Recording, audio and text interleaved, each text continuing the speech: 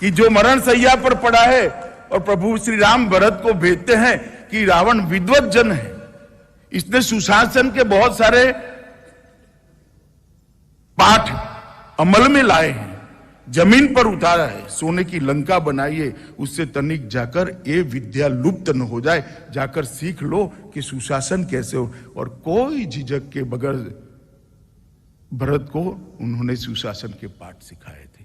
नमस्कार, आदाब, सत श्री अकाल, जय भीम, जोहार। मेरा नाम है नवीन कुमार।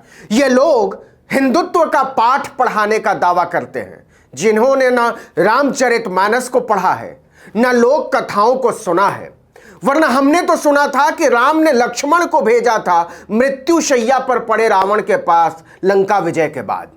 जिन भरत का नाम अमित शाह ने दो दो बार लिया है, वो तो लंका ही नहीं गए, वो तो राम के पीछे अयोध्या में राजकाज संभाल रहे थे खड़ाऊ रख के। जनता अमित शाह के मानस ज्ञान को ले उड़ी।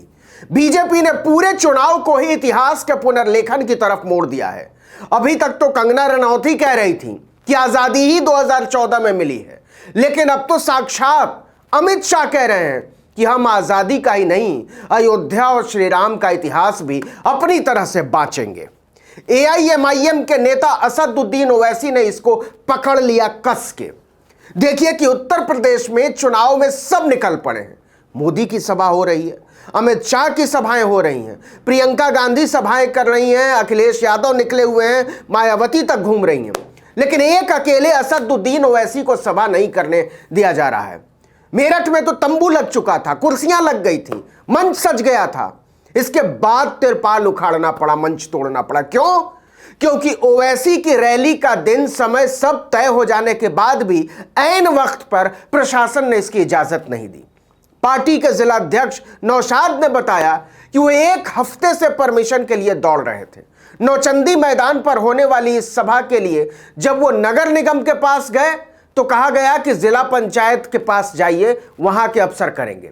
जिला पंचायत अधिकारी के पास गए तो थानेदार के पास भेज दिया। जब थानेदार के पास गए तो वो 50-50 खेलने लगे कि देखिए आधा मैदान नगर निगम का है, आधा जिला पंचायत का है। अब दोनों की इजाजत लेकर एक साथ आइए, हमारा नंबर उसके बाद आता है, तब देखेंगे। तब तक टाइम ही निकल गया रैली का। दूसरी तरफ उसी मेरठ में योगी आदित्यनाथ की रैली के लिए झमाझम तैयारी हो रही है। उन लोगों को बंधक बनाया जा रहा है जिन्हें खुद योगी आदित्यनाथ ने पुरस्कृत किया था। सरकार को डर है कि ये लोग सभा में विघ्न पैदा कर सकते हैं।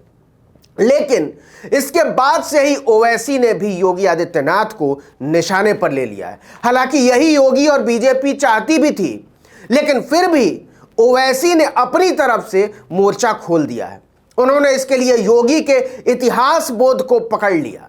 लखनऊ में एक सम्मेलन में योगी आदित्यनाथ ने कहा था कि इतिहास को कैसे विकृत किया गया है। इतिहास ने चंद्रगुप्त मौर्य को महान नहीं कहा। किसे कहा? जो उनसे हार गए। वे सिकंदर को महान कहते हैं। देश को धोखा दिया गया है, लेकिन इतिहासकार इस पर खामोश हैं, क्योंकि अगर सच्चाई भारतीयों के सामने आएगी तो समाज एक बार फिर से खड़ा हो जाएगा।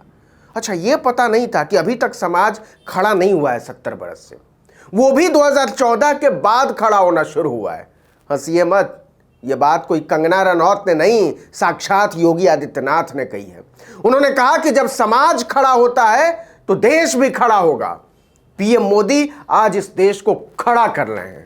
इसी पर ओवैसी ने योगी आदित्यनाथ को नाप दिया। उन्होंने कहा कि हिंदुत्व सिर्फ फर्जी इतिहास की फैक्ट्री है, क्योंकि बाबा शिक्षा को महत्व नहीं देते हैं। उन्होंने ट्वीट करके कहा कि चंद्रगुप्त और सिकंदर युद्ध में कभी मिले ही नहीं। ये एक और उदाहरण है कि हमें अच्छी सार्वजनिक शिक्षा प्रणाली की जरूरत क्यों है। अच्छे विद्यालयों के अभाव में बाबा को सुविधानुसार तथ्य गढ़ने को मिल जाते हैं। यह दिखाता है कि बाबा यानी योगी आदित्यनाथ शिक्षा को महत्व नहीं देते। अब आइए जरा इतिहास को भी समझ लेते हैं कि योगी सही बात कर रहे हैं या ओवैसी, या दोनों ही गलत हैं। सिकंदर 20 साल की उम्र में मैकडोनिया की गद्दी पर बैठा था। साल था ईसा पूर्व 329। अपने साम्राज्य के विस्तार के लिए वो गद्दी पर बैठने के 2 साल बाद विश्व विजय अभियान पर निकला। इसी अभियान के तहत उसने लगभग 326 ईसा पूर्व में भारत पर आक्रमण किया। सिकंदर अफगानिस्तान के रास्ते भारत आ रहा था। पूरा अफगानिस्तान जीतने के बाद वो काबुल से बाहर निकला। हिंदू कुश पर्वत के पार खैबर दर्रे से होते हुए वो भारत के तक्षशिला में दाखिल हुआ। उसकी विशाल सेना और विजय अभियान से भयभीत होकर तक्षशिला के शासक आम्भी ने सिकंदर के सामने आत्मसमर्पण कर दिया। उसने न केवल सिकंदर के सामने आत्मसमर्पण कर दिया बल्कि उसका दोनों हाथों से स्वागत भी किया और वचन दिया कि वो सिकंदर को हर तरह की मदद करेगा। आम्भी बाकायदा एक हिंदू शासक था। इसके बाद सिकंदर ने अश्वक गणराज्य पर हमला कर दिया। अश्वक को जीतने के बाद सिकंदर झेलम और चनाब के बीच के पंजाब की तरफ बढ़ा, दोआबा जिसको कहते हैं। वहां का राजा पोरस था। पोरस भी हिंदू राजा था। इसे इतिहास में वितस्ता का युद्ध कहा जाता है। इस युद्ध में पोरस बुरी तरह से हारा और सिकंदर ने पोरस को बंदी बना लिया। बंदी बनाने के बाद सिकंदर ने पोरस से पूछा कि उसके साथ क्या व्यवहार किया जाए। इस पर पोरस ने जवाब दिया, वैसा ही जैसा एक राजा दूसरे राजा के साथ करता है। यह वर्णन इतिहास की किताबों में है, इसको छुपाया नहीं इतिहासकारों ने। लेकिन योगी कहते हैं कि बाकी तथ्य इतिहासकारों ने छुपा लिए। इसके बाद सिकंदर भारत में और आगे बढ़ने लगा। 19 महीने तक वो अपनी सेना के साथ भारत में रहा। वो व्यास नदी के पश्चिमी किनारे तक पहुंच गया था। तब वहां नंद वंश का जलवा हुआ करता था। धनानंद राजा था। चाणक्य तब चंद्रगुप्त को तैयार ही कर रहे थे। सिकंदर को लोगों ने समझाया कि धनानंद पर हमला करना ठीक नहीं होगा क्योंकि उसकी सेना के विशालता, वैभव और शक्ति के बारे में सब जानते थे। उसके पास चतुरंगिणी सेना थी। इसमें हाथी, घोड़े, पैदल तथा रथ वाली सेनाएं शामिल थी। सिकंदर को समझाया गया कि वो कुचल देगा आपकी सेना को। इसलिए सिकंदर धनानंद को चुनौती दिए बिना अपने सेनापति फिलिप को जीते हुए राज्य सौंपकर 325 ईसा पूर्व में भारत से वापस लौट गया। इसका सीधा मतलब यह है कि जब तक सिकंदर भारत में रहा तब तक चंद्रगुप्त गद्दी पर ही नहीं बैठे थे और ना ही मौर्य काल की शुरुआत हुई थी। देखिए कि सिकंदर भारत में 325 ईसा पूर्व में लौटा और चंद्रगुप्त गद्दी पर बैठे ईसा पूर्व 322 में, मतलब पूरे 3 साल बाद।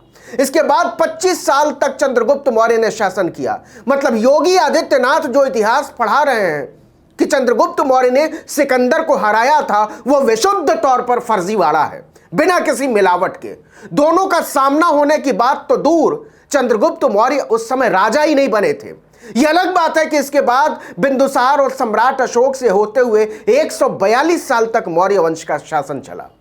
लेकिन अगर योगी आदित्यनाथ के इतिहास के हिसाब से परीक्षा में तैयारी करके आपके बच्चे गए तो फेल होने से खुद योगी आदित्यनाथ भी नहीं बचा सकते। तो आपसे हाथ जोड़कर अनुरोध है कि अपने बच्चों को बीजेपी के इतिहास बोध से बचाइए, अमित शाह और संघ के इतिहास बोध से बचाइए।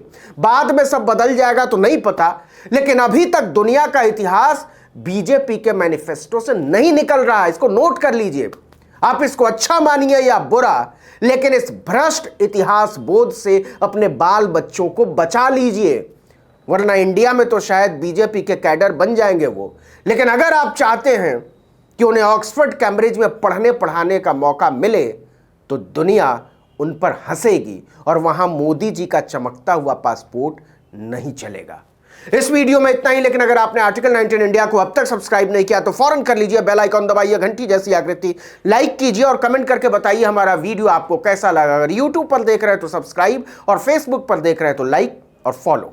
नमस्कार।